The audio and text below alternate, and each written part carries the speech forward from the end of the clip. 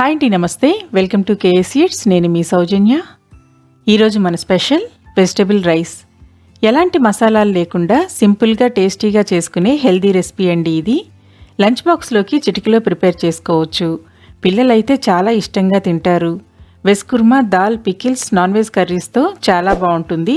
సింపుల్గా ఊరగాయ అప్పడంతో కూడా టేస్ట్ అదిరిపోతుంది. స్పెషల్ అకేషన్స్, పార్టీస్లో రెస్టారెంట్ స్టైల్లో పర్ఫెక్ట్గా ప్రిపేర్ చేసుకోవటం ఎలాగో చూద్దాం ఇప్పుడు. ముందుగా కడాయిలో 3 టేబుల్ స్పూన్ల ఆయిల్ వేసుకొని వేడి చేసుకోవాలి.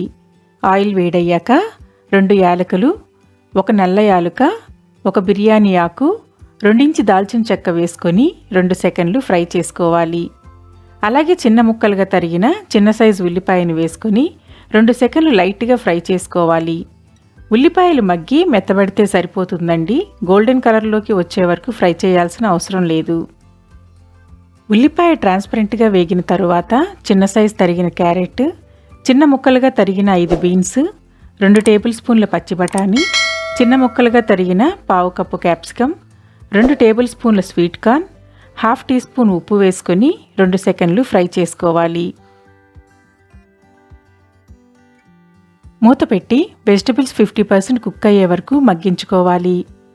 వెజిటబుల్స్ మగ్గాక శుభ్రంగా వాష్ చేసి 20 మినిట్స్ నీళ్ళల్లో నానబెట్టిన బాస్మతి రైస్ని వేసుకోవాలి. నీళ్లను తీసేసి బియ్యాన్ని వేసుకోవాలి. బాస్మతి బియ్యం ఉడికాక పొడుగ్గా రావాలంటే కంపల్సరీగా 20 మినిట్స్ నీళ్లలో నానబెట్టుకోవాలి. బియ్యాన్ని వెజిటబుల్స్తో కలిసేలాగా కలుపుకోవాలి. ఇలా బియ్యాన్ని 2 సెకండ్లు ఫ్రై చేసుకుంటే ఆయిల్తో పాటు ఇంగ్రీడియంట్స్ అన్నీ బియ్యంతో కలిసి అన్నం ఉడికిన తరువాత పొడిపొడిలాడుతుంది. బియ్యాన్ని 2 సెకండ్లు ఫ్రై చేసుకున్న తరువాత మరిగించిన వేడి నీళ్లు 2 కప్పులు పోసుకోవాలి. మనం ఇక్కడ 1 కప్పు బియ్యాన్ని తీసుకున్నాం కాబట్టి 2 కప్పుల నీళ్లు పోసుకోవాలి. అంటే కప్పుకి 2 కప్పుల వాటర్ తీసుకోవాలి. ఇలా వేడి నీళ్లు తీసుకుంటే ప్రాసెస్ తగ్గుతుంది, అలాగే అన్నం పొడిపొడిలాడుతుంది. ఇప్పుడు 1/2 టీ స్పూన్ ఉప్పు వేసుకోవాలి. ఇక్కడ వెజిటబుల్స్ ఫ్రై చేసుకునేటప్పుడు 1/2 టీ స్పూన్ ఉప్పు వేసుకున్నాము. అలాగే ఇప్పుడు 1/2 టీ స్పూన్ ఉప్పు వేసుకుంటున్నాం. మొత్తం 1 టీ స్పూన్ ఉప్పు వేసుకున్నాం. ఉప్పు తక్కువ తినేవాళ్ళు 3/4 స్పూన్ వేసుకుంటే సరిపోతుంది. 2 తరిగిన పచ్చిమిరపకాయలు, 1 టీ స్పూన్ నిమ్మరసం వేసుకొని అంతా కలుపుకోవాలి. మూత పెట్టి మీడియం ఫ్లేమ్లో 3 మినిట్స్ కుక్ చేసుకోవాలి. తరువాత రైస్ ఒకసారి కలుపుకొని మూత పెట్టి సిమ్లో 10 మినిట్స్ కుక్ చేసుకోవాలి. చివరిగా 1/2 కప్పు తరిగిన కొత్తిమీర వేసుకొని కలుపుకోవాలి. రైస్లో ఉన్న నీరు ఎగిరిపోయిన తర్వాత స్టవ్ ఆఫ్ చేసుకోవాలి.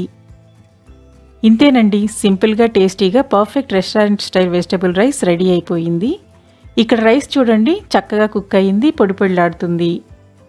ఎలాంటి మసాలాలు వేయకపోయినా వెజిటబుల్స్ బాస్మతి రైస్తోనే ఫ్లేవర్ చాలా బాగుంటుంది.